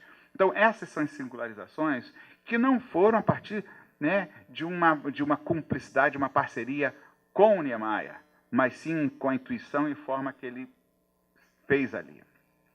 Mas, singularizar também é perigoso. Uma fórmula de sucesso num lugar pode gerar fórmulas de sucesso, e isso é perigoso. Como você, então, extrai de uma experiência que ela é um lugar de criação, o Niemeyer chega ali, e esse é o relato da mitologia ali, ele fica meia hora ali, e vai para o café e faz um desenho de uma taça. E escreve, tá, a explicação necessária. Quando o museu fez 10 anos, eu pedi uma entrevista com ele, fui lá conversar com ele. Ele refez a explicação necessária. E para mim foi maravilhoso, porque ele tinha um texto sobre a explicação necessária, ele costuma fazer a explicação necessária para todas as concepções, na época que ele singularizava. Quer dizer, singularizar é ele ir para um lugar. Eu não sou fã do Niemeyer, também, enfim, mas ali tem um caso que ele escreve assim: aquela paisagem maravilhosa pedia uma forma circular.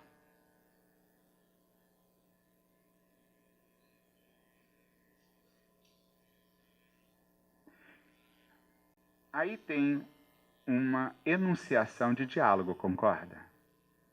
A paisagem pede alguma coisa? Né? Nossa geração do cachorro-quente, mas ali já tinha um mirante, então pedia forma circular.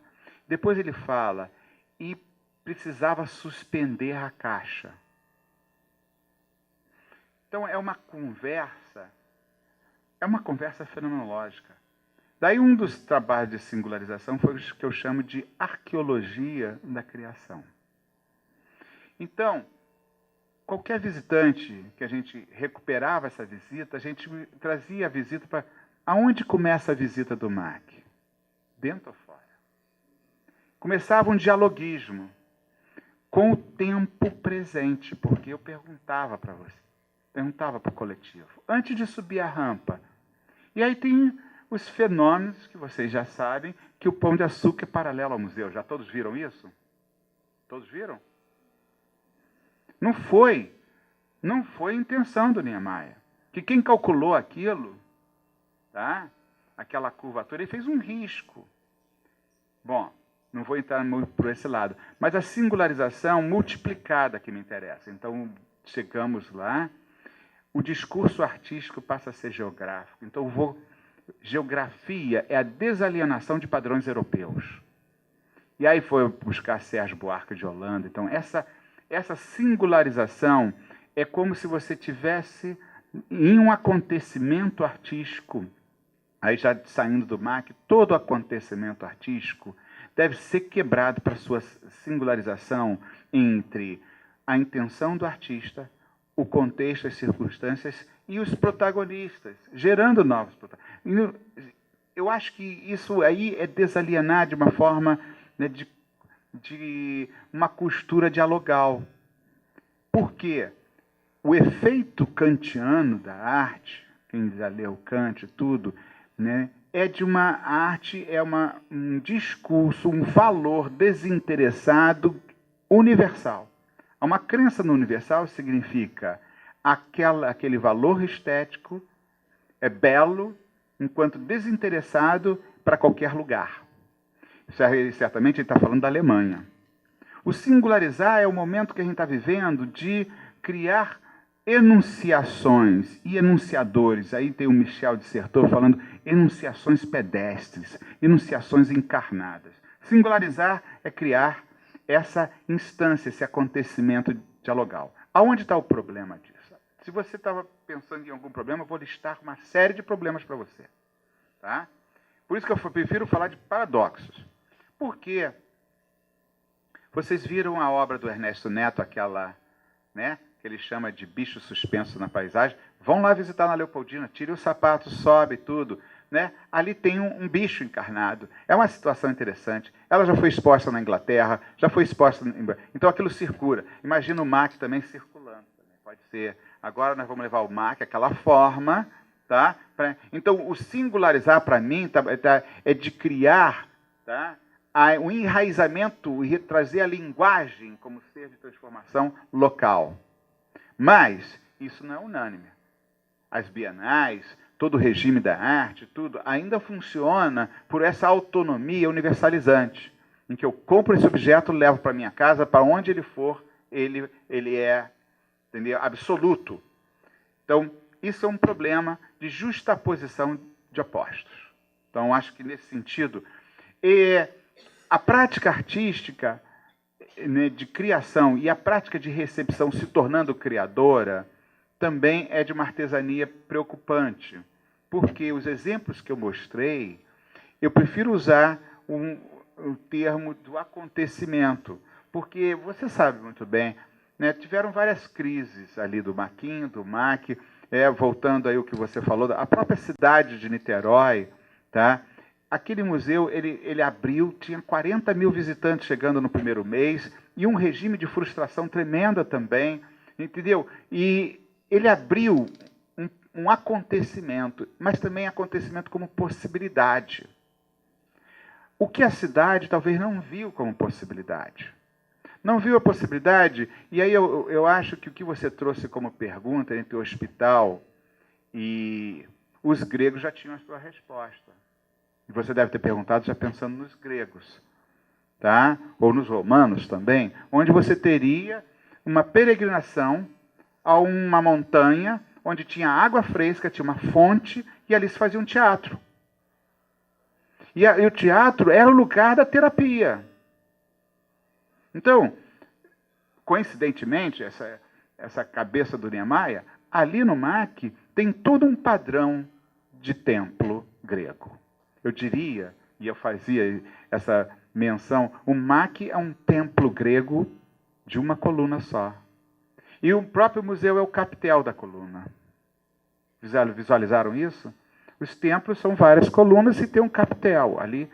A terapêutica da arte, dos seus agenciamentos, é uma terapêutica que deve ser vista como processual, não como uma dimensão de saúde de saúde desse programa de propaganda de televisão. Não é uma saúde nesse sentido, é uma saúde incomodada.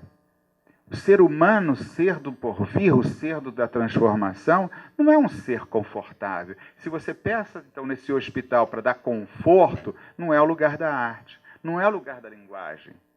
Então, como que você aproxima esse lugar da arte com um lugar terapêutico? Eu estou contigo. É a partir de uma situação do estar junto, como o Richard Sennett está colocando, e vários autores estão...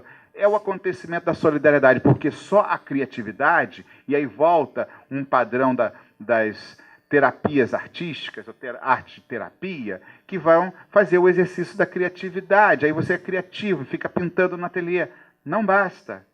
Eu acho que um mal que a gente vive, uma síndrome que nós vivemos é a solidão, é a depressão, são os isolamentos. Então, todas as terapêuticas que a gente forma do estar junto, tá? É já em si algo de liberar energias psíquicas do individual ao coletivo, e aí o Möbius funciona. A banda de Möbius funciona como um acontecimento e não como uma fórmula estática. Então, capitalismo, a gente tem um discurso muito crítico sobre a pedagogia neoliberal. A pedagogia da arte neoliberal, os valores de o sujeito ser criador, faz sucesso, vai pagar. Então, isso, tá, fomenta a doença da nossa época. Então, esse é um problema. Tá? Eu vou fazer a pergunta para você depois. Esse empirismo, como a gente supera o empirismo? Como a gente não cai, né, numa situação onde, se você vai para uma pragmática da ação, tá? Você tem essa pragmática da ação, aí volta ao Gadamer. Pragmática da ação é a relação do jogo. Então, esse jogo onde você tem a autonomia para quebrar, driblar e refazer com a história, com o processo de conscientização de pertencimento que vai se processando. Tem o ritual, tem a festa. Cada vez fala festa. A festa é um momento de fluência lúdica, fluência de comunhão, fluência de alegria, de jogo de alegria, do estar junto, de um momento que você abraça e dança com pessoas e de repente, né, se apaixona. Então, festa. Tá? A arte tem, né, e eu acho que a sociedade terapêutica, antropofágica, deveria recuperar essa situação da autonomia e potência de agir, que é o Spinoza, a ética de potência de agir, é a alegria, né, de potência de agir, e o simbólico. E aí, esse simbólico é um simbólico concreto. Eu não sei se é a sua preocupação com a esperança, mas eu trouxe a esperança, sim, e fui, né, tenho 3 volumes e passei a ser um leitor do Ernst Bloch a partir daquele lugar lá. Eu não tinha lido Ernst Bloch antes daquele lugar, então é completamente atrelado. Né? O Princípio Esperança é uma série de livros do Ernst Bloch. E o Ernst Bloch vai falar Princípio Esperança como uma força de antecipação de futuro. Que tem Deleuze também. Tá? Essa antecipação de futuro também está ligado a um sonhar diurno. Tem vários autores que vão fazer esse sonhar diurno. O que mais que eles falam? É um estado em que você tem uma vivência concreta como lá, onde que você está imerso no seu próprio devir, um devir que é para o coletivo, um devir que é da cidade, né? Enfim, e aí eu transformo a arqueologia da esperança. Estudar as arquiteturas, estudar as práticas artísticas, seja do iluminismo, seja da Renascença, você vai estudar discursos onde estão ali energias psíquicas de formas de devir. Se você quiser transformar a esperança em formas concretas de devir, vivências concretas de devir, a gente pode pensar melhor. Não uma esperança do Renato Aragão, tá? Não uma esperança passiva, né, de consolação, mas talvez uma esperança marxista, né, que o próprio Ernst Bloch traz. É uma esperança que é um sonhar diurno e que envolve reformular estruturas sociais. O museu precisa de terapêutica.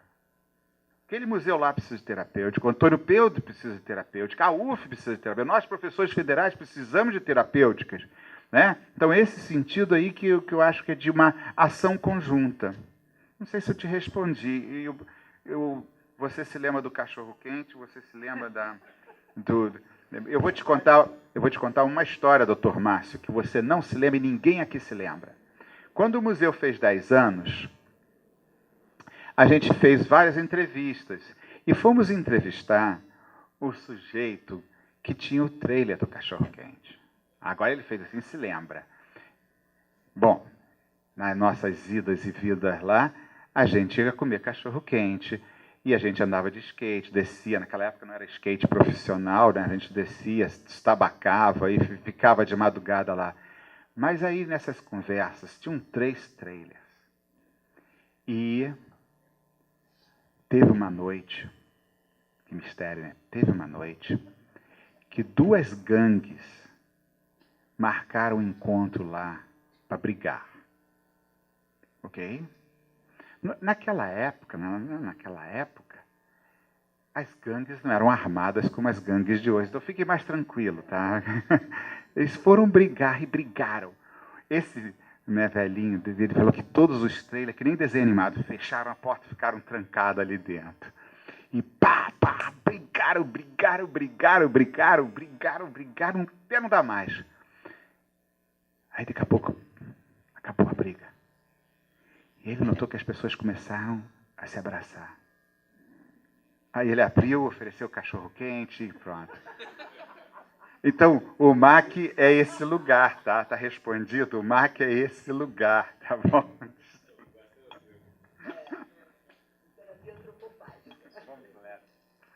Gente, eu acho que estou arriscando que a gente gaste um pouquinho de tempo para mais uma rodada.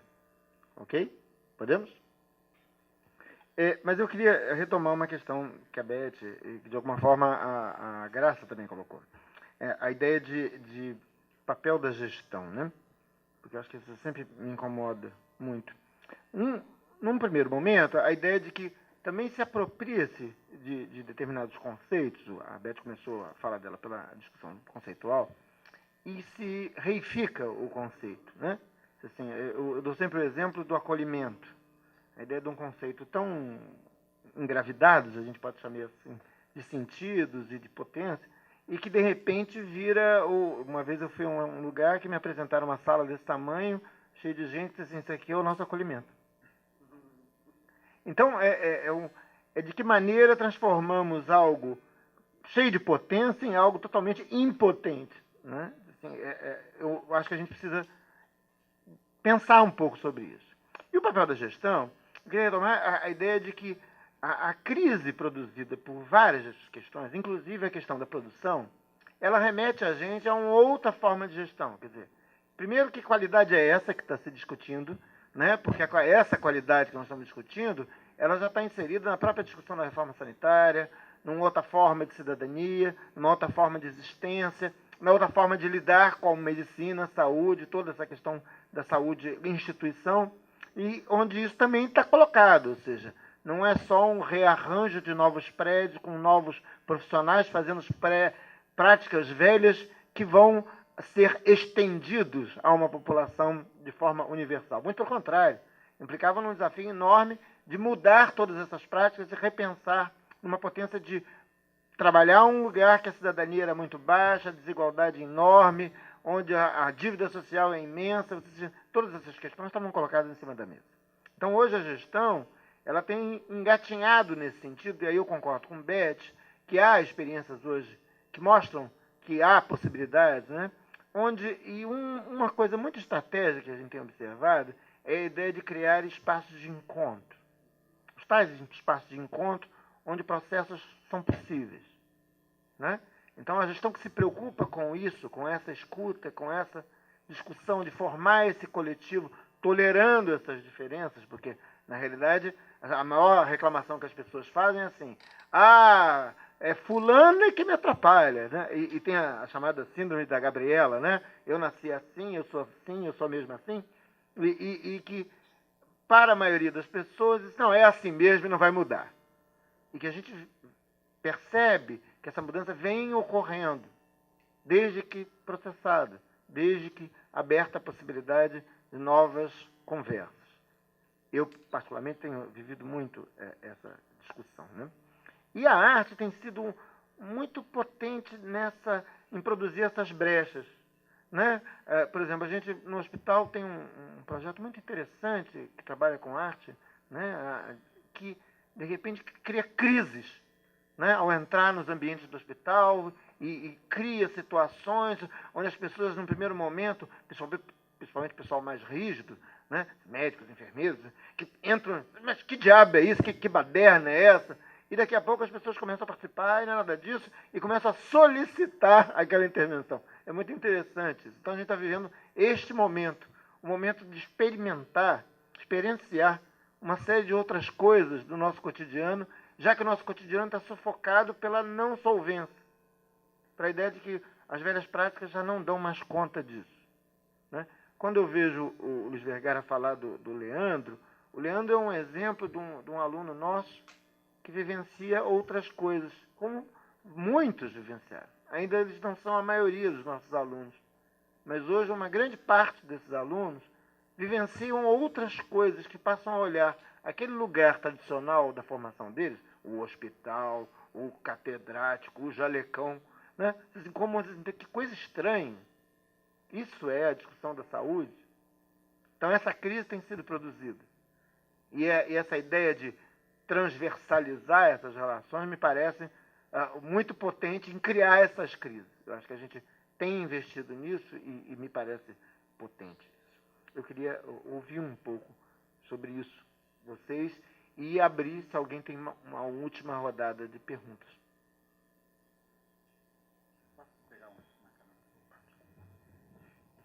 Existe crise na arte, ok? Existe crise. Então é importante entender que no ano passado, quando teve a feira, essa feira de arte lá da Praça Mauá, uma pessoa escreveu um artigo no jornal ao mesmo tempo, falando assim, é um absurdo que com 120 milhões de sucesso no mercado da arte do Rio de Janeiro e tudo, nós não temos instituições sólidas, sustentáveis ou públicas onde esse acervo pode ser vivenciado. Nós somos alienados da nossa própria liberdade. O Brasil hoje é considerado um dos mais importantes países de produção artística. Está sendo celebrado e nós mesmos somos alienados desse exercício de liberdade. O que eu comparo em termos de saúde coletiva é que, como, voltando a essa ideia de um corpo coletivo, o Fred Erwin fala a sociedade como um corpo coletivo de múltiplas vozes, nós somos partes, tá, de um mesmo corpo. Então é como se um lado nosso fosse brilhante e que não conversa com o outro. Então esses vasos comunicantes são fundamentais, fundamentais. Eu não sei, quando você me perguntou sobre identidade, né, eu trouxe a vacina antropofágica. A vacina... foi você que perguntou sobre identidade. Você fez um comentário sobre identidade. Bom. Então, a vacina antropofágica é o que estava dito ali sobre Foucault. Nós somos educados, né, de uma forma de serem voltados a serem padronizados. Minha primeira formação foi engenheiro civil. Saí da engenharia civil na UF e fui trabalhar com transporte. Nunca estudei nada de transporte. Depois fui estudar sobre transporte coletivo. Então, a gente está numa sociedade de mudanças e quanto mais a gente for se arriscar nessas crises. Então, quando você cita esse espaço de encontro, espaço de convivência no hospital, todas as exposições e grandes museus do mundo estão fazendo espaços de convivência, espaços de encontro. A pergunta para nós, tá, é o que significa isso? O que está sendo dito? Vamos conversar com essa paisagem. O que está sendo dito? Há uma mudança de paradigma fundamental. Né? É uma rejeição de certos atomismos ou de posições positivistas em relação ao corpo humano e tudo mais. Então, o que você comentou é válido para a gente trazer os diretores de vários museus e ouvir. E aí eu tenho vontade mesmo de fazer, ouvir o que vocês estão sendo discutindo em termos de pensar saúde. Eu acho que a mão dupla, a elipse, seria, então, pensarmos quais são. E isso pode ser uma provocação para a gente até ter um encontro com gestores públicos de cultura, tá? E de saúde e de educação. Para pensar como, né, o experimentalismo, aí o experimental na arte, o experimental está apontando para uma sensibilidade, né, coletiva. Uma potência de estar juntos, gestão de afetos. Aliás, semana que vem, um texto meu com um grupo vai ser apresentado para a Superintendência de Museus do Estado e Conexões do Museu. O texto é gestão de afetos. Então, é conjugar isso. Então, o que você fala já seria um material para a gente provocar Departamento de Arte da UF, curso de produção cultural, políticas culturais. O que está em jogo para essas mudanças?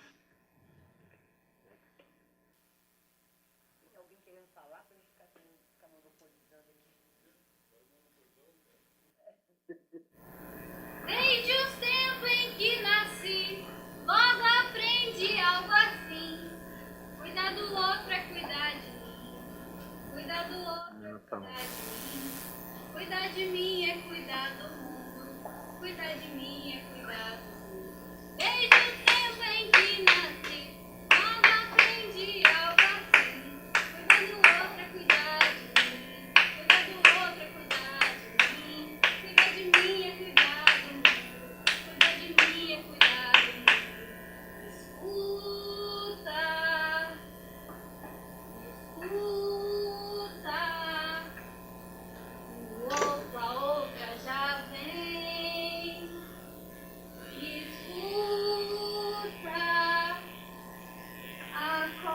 acolhe.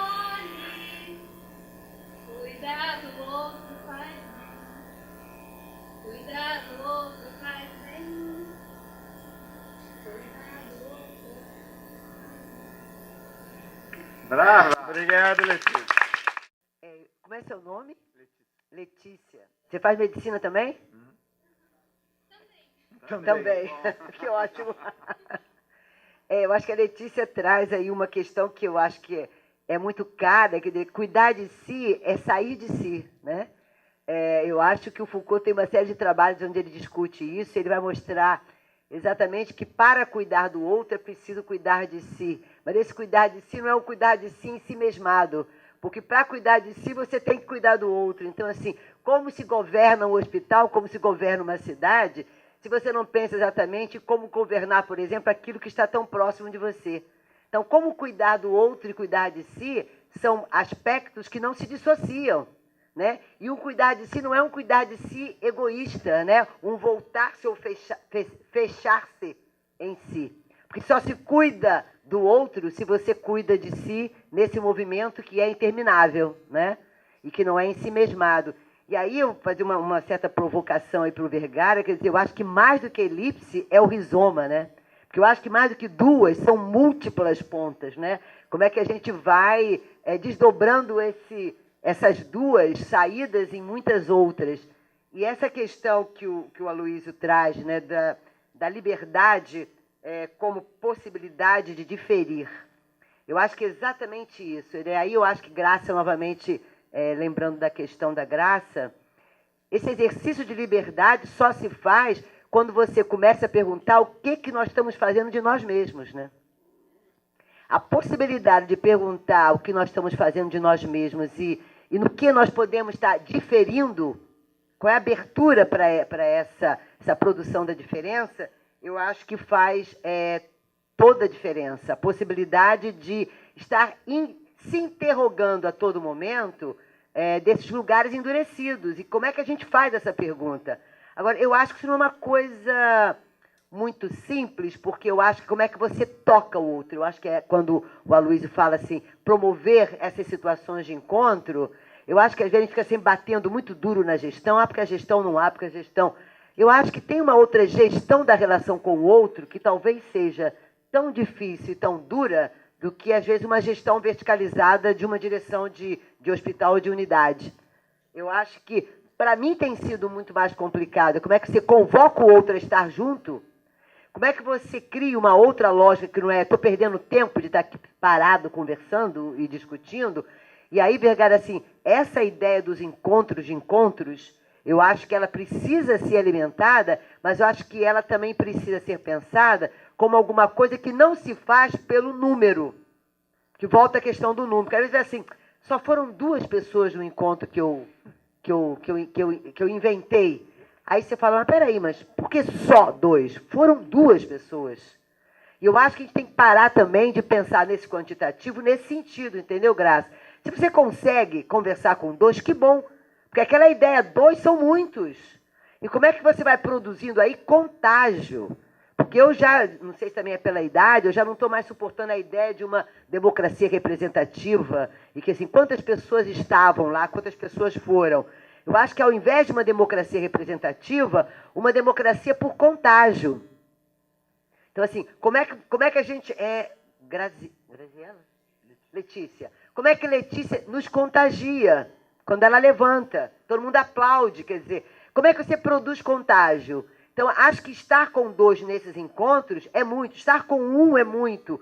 E como é que você vai produzir uma política do contágio como exercício de liberdade? E liberdade nesse sentido, o que estamos fazendo de nós mesmos? Então, talvez, Graça, quando você fica assim, a gente se depara com uma máquina de governo, com um aparelho de Estado que é duro, né, que vem com números e que vem com uma exigência, às vezes, que é absolutamente sufocante, mas como é que a gente se depara com isso perguntando, mas como assim? Né? Como é que a gente continua, às vezes, fazendo as coisas de uma forma tão naturalizada e automática e não se pergunta mais, peraí, mas nós vamos continuar dando números apenas? Vamos colocar isso em debate? Vamos discutir? Né? Como é que a gente não transforma esse modo de funcionamento em coisa óbvia, naturalizada, e aí a gente não pergunta mais. Ah, mas isso aí eu já cansei de perguntar.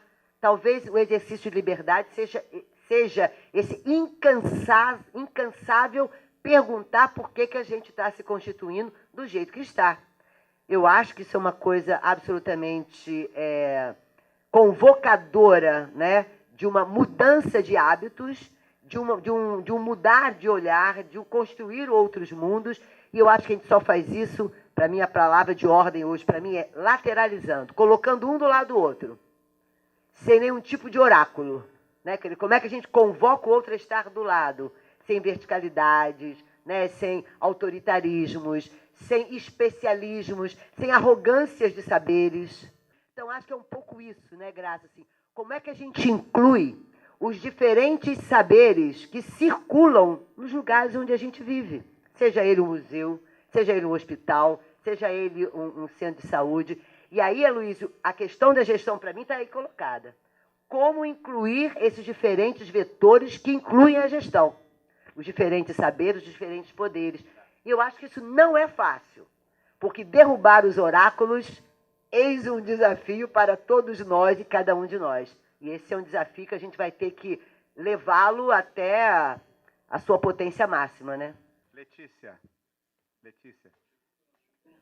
o que você fez? Reclama. O que você fez foi maravilhoso. Mas eu só vou pegar uma carona aqui porque eu falei do lugar de paradoxos e espero que vou voltar a um paradoxo, tá? Porque você fala de gente...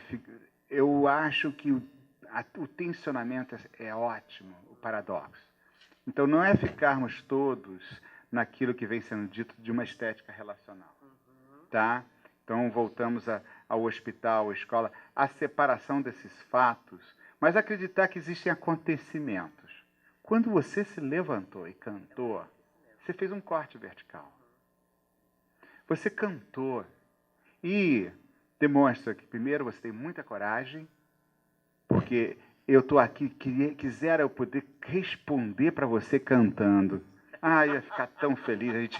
E aí eu falei assim, vamos sair cantando de mão dada, não sei o quê, eu não sei fazer isso. Mas a coragem é fundamental para a gente. Você fez um corte no tempo. E a gente aqui mostrou assim, a gente está muito doente. Letícia, você tem que perceber que a gente está muito doente. Porque o sagrado está ali no canto seu. Você cantou palavras que a gente ficou intelectualizando. Você cantou. E a maneira de transformar as palavras que estão sendo faladas, palavra, em um canto. Em canto. Nesse momento, pode ser que eu esteja contradizendo tudo que eu falei. Mas é aí que está o paradoxo que a gente tem que trazer. A verticalidade e a horizontal. Como é que você cria isso de uma forma dinâmica? É o sinônimo do acontecimento. Você foi encantadora, tá? E nós estamos muito doentes, porque a gente não levantou e não dançou, tá? Da próxima vez a gente... A gente é muito duro e envergonhado. Eu não sei cantar. Eu prometo ensaiar depois. Gente, eu queria agradecer esse momento, né? Que eu acho que é um momento sempre mágico, da gente poder trocar coisas com pessoas que trazem experiências, às vezes, muito diversas da gente. E a questão de compartilhar isso com vocês, para mim, é muito importante. É um pouco da intenção deste evento. Poder compartilhar, criar esse espaço de encontro, criar um espaço de criação de alguma coisa diferente para enfrentar o nosso novo tempo. Obrigado a todos. De tarde tem mais.